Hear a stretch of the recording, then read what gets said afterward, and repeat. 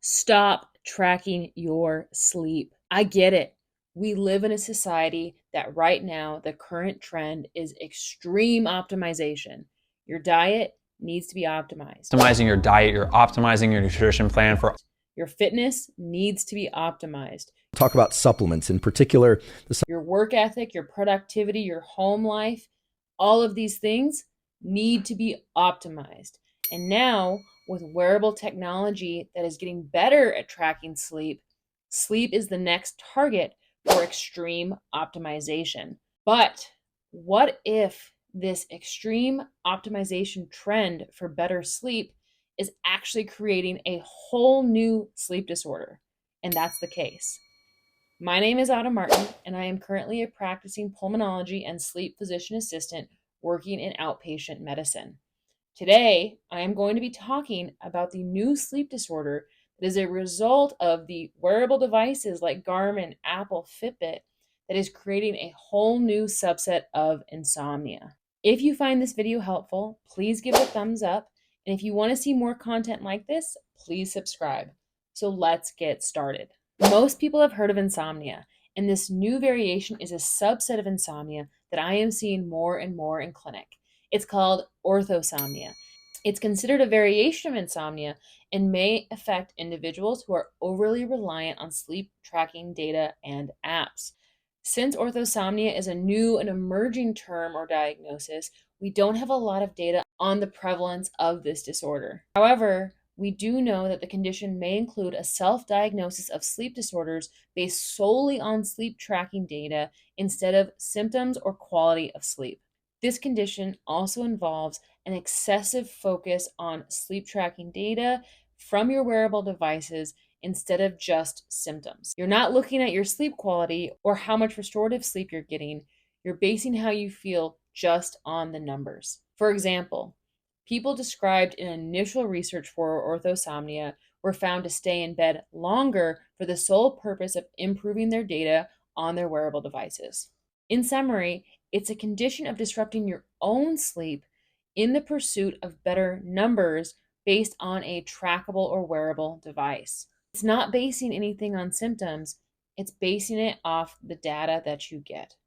We expect that with the increase in wearable devices and new apps for tracking sleep, the prevalence of this condition is likely to go up. What's crazy though is that most of these sleep trackers aren't accurate. A study conducted and published in August of 2022 titled A Validation of 6 Wearable Devices for Estimating Sleep, Heart Rate, and Heart Rate Variability in Healthy Adults concluded that the devices in this study ranged from 50 to 65% agreement for multi-sleep state when compared with PSG or sleep studies.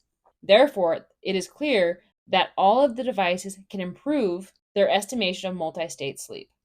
I want to break this down for you, so I chose 3 of the more common wearable sleep tracking devices that are used in the common population.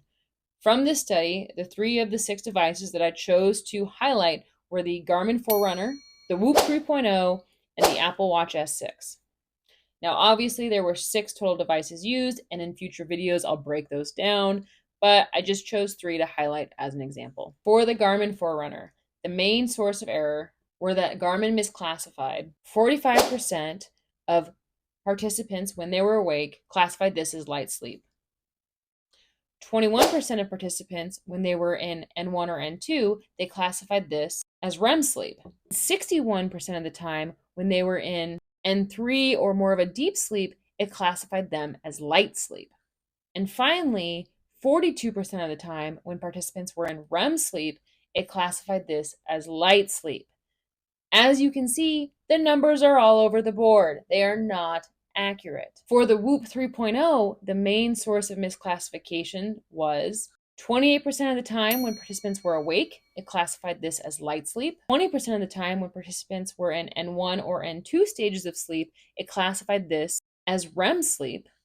32% of the time when participants were in N3 or deeper sleep, it classified this as light sleep. And 23% of the time when participants were actually in REM sleep, it classified this as light sleep.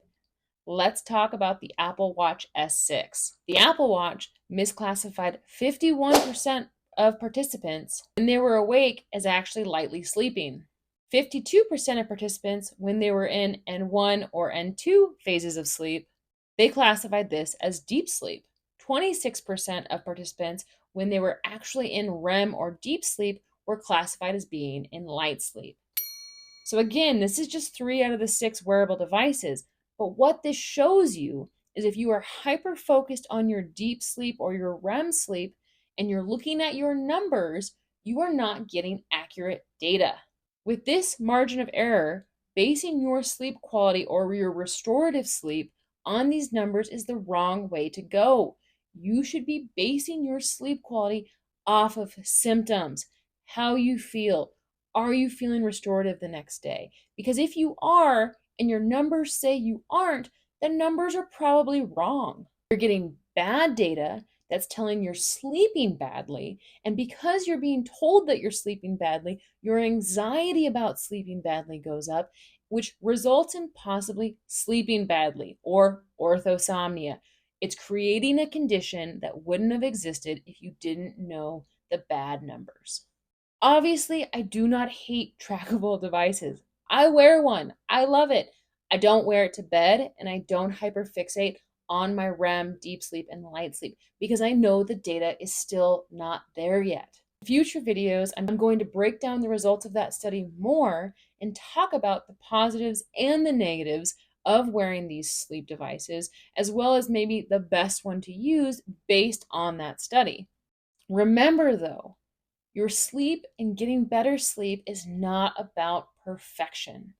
It's about getting 1% better every single night. Thank you so much for joining me. If you liked my content, please give it a thumbs up. If you want to see me in future videos, please subscribe. Have a great night, everybody.